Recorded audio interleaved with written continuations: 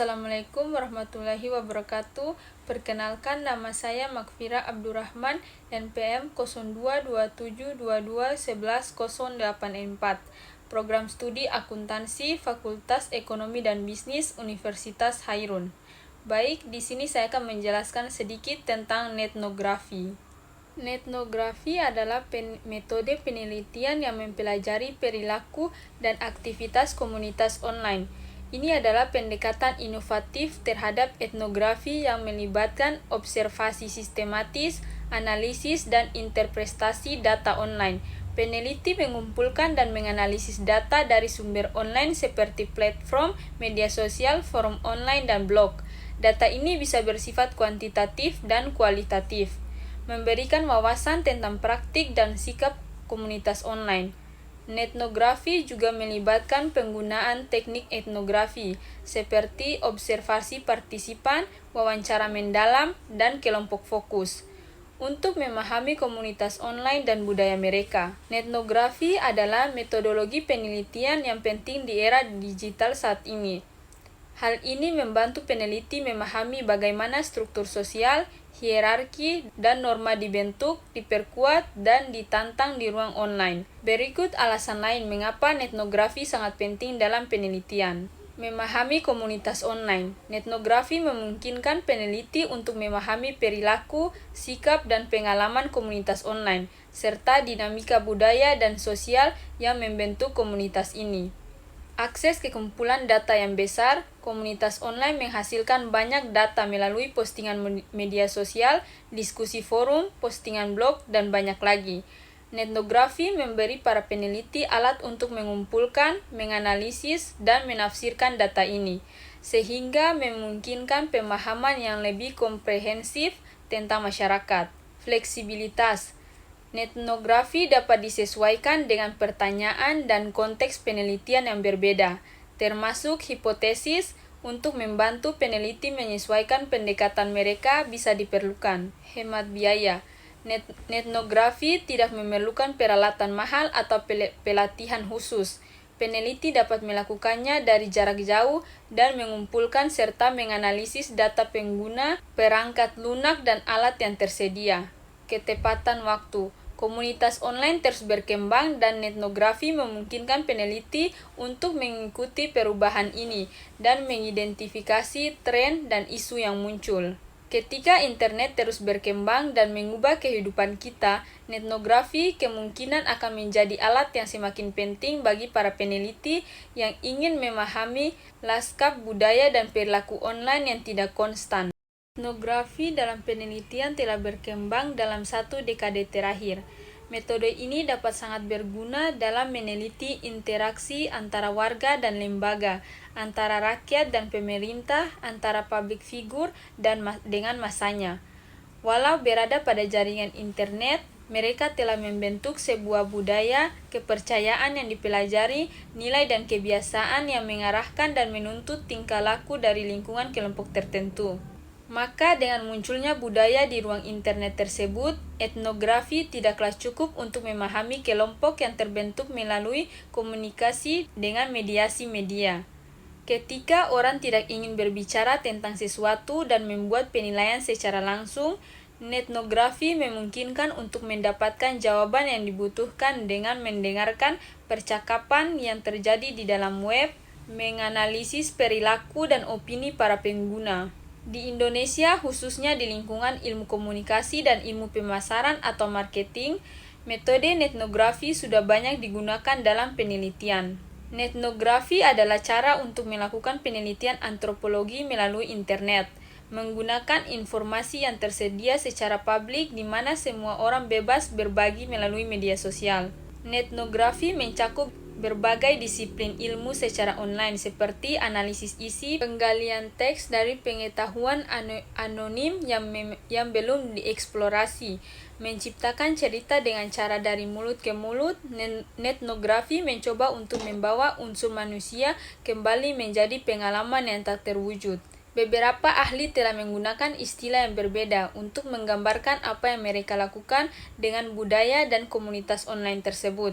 Metode etnografi menggunakan dan menggabungkan metode-metode yang berbeda dalam sebuah pendekatan tunggal yang fokus pada studi tentang komunitas dan kebudayaan di dunia internet. Penelitian online kualitatif semacam etnografi sangat penting dalam membentuk pemahaman kita mengenai internet, dampak internet terhadap kebudayaan, dan pengaruh kebudayaan terhadap internet. Metode etnografi. Metode etnografi jauh lebih banyak melibatkan prinsip-prinsip penelitian kualitatif daripada hanya sekedar menggambarkan, menceritakan, atau mengkatalogisasi kata-kata atau tindakan orang-orang dalam suatu komunitas di internet. Dalam metode etnografi, pengamatan dan interaksi secara online dinilai sebagai refleksi budaya yang menghasilkan pemahaman manusia yang mendalam. Metode etnografi dibangun di atas beberapa fondasi. Yang pertama, alami. Artinya metode ini mencari dan mendekati sebuah kebudayaan di mana kebudayaan berada, hidup, dan bernafas. Yang kedua, mendalam. Artinya, metode ini berupaya memahami budaya dalam sikap aktif dan mengembangkan partisipasi peneliti terhadap peneliti terlibat bersama objek yang diobservasi. Yang ketiga, deskriptif. Artinya, metode ini berusaha mencari deskripsi yang kaya, ketat, menarik dengan bahasa hidup yang merefleksikan realitas subjektif dan kebenaran emosional anggota-anggota suatu budaya. Yang keempat, multi-method, di mana etnografi secara konstan menggunakan metode-metode lain seperti wawancara, semiotik, proyektif, fotografi, dan video untuk melengkapi penggambaran realitas yang hidup dari suatu budaya. Yang kelima, adaptable, di mana metode etnografi telah terbukti dapat diterapkan untuk meneliti berbagai kebudayaan besar di muka bumi. Bahkan metode ini pernah digunakan untuk penelitian-penelitian non-manusia seperti avatar dan gorila. Dalam karyanya berjudul Ethnography Doing Ethnography Research Online, Kozinets mengatakan bahwa etnografi merupakan sebuah teknik penelitian naturalistik yang menggunakan informasi yang tersedia secara publik di forum-forum online.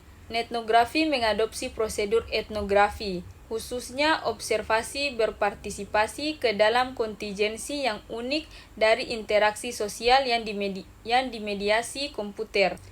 Sebagaimana etnografi konvensional, penelitian etnografi mencakup juga prosedur yang terdiri dari 6 tahap, yakni perencanaan penelitian, pengumpulan data, interpretasi, dan berpegang pada standar etis dan representasi. Dalam hal memperluas waktu untuk membuat pilihan tentang situs lapangan, mengatur pengenalan pribadi, perjalanan dari situs ke situs lainnya, menyalin wawancara dan data catatan lapangan, tulisan tangan, dan sebagainya.